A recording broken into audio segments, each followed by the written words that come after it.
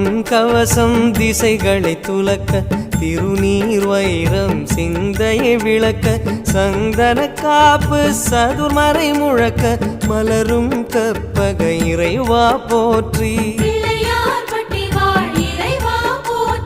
கலியுகம் காக்கும் கணபதி நாதா வலம்புரி நாதா அபயம் அபயம் அபயம் அருளும் இறைவா போற்றி